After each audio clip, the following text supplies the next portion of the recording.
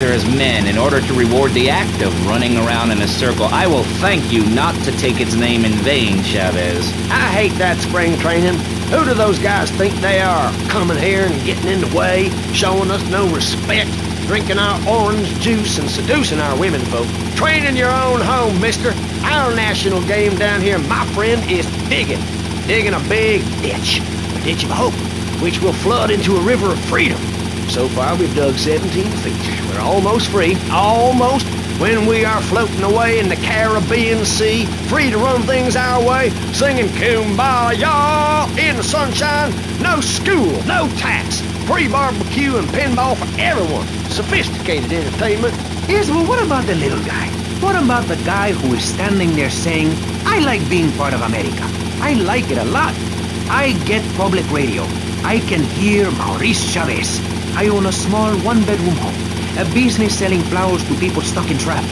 3 or 4 radios, all turned on to BCPR. A dog, 15 ice cubes. But I don't feel safe.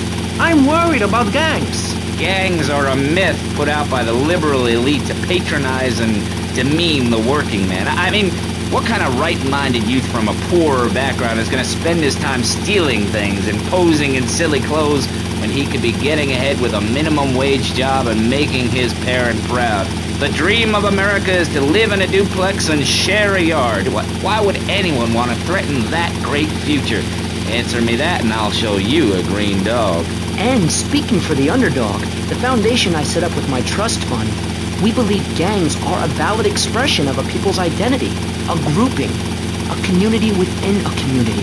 Gangs are a way to be noticed in the boxy suburbs. You scream out, rather than urinate at the edge of your camp like a proud native.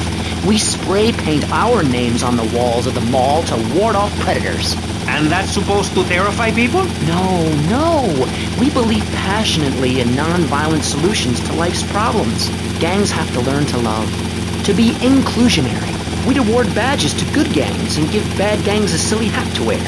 It would give people something to feel a part of. Kill with kindness, not a garden tool. Yes, but what about the guy getting beaten up on the street? Or the man having his motorcycle stolen? What about him? Or her. Some of the best bikers are really women. Anyone can join our group. This is about poor people getting together. But your father owns half of Florida.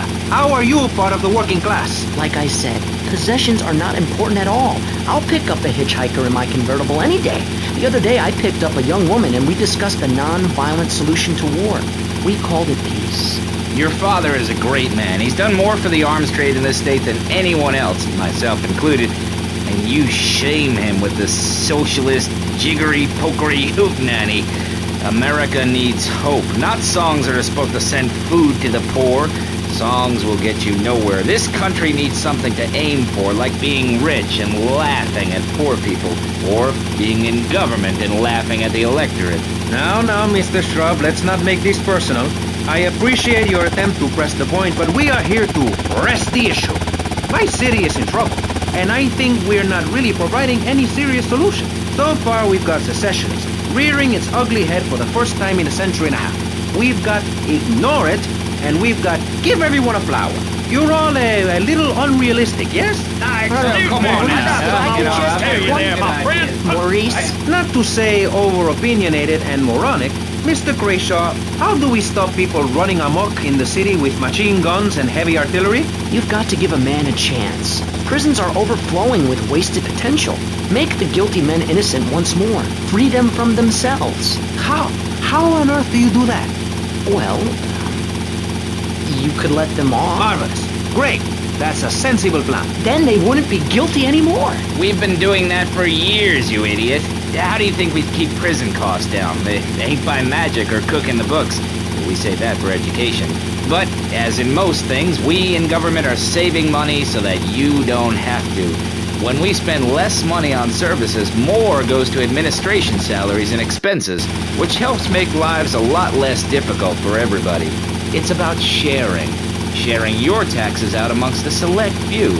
That's why I worked so hard at school, so I could reap the rewards now. I thought you worked hard at school because the other kids laughed at you and called you a square. That's a damn lie.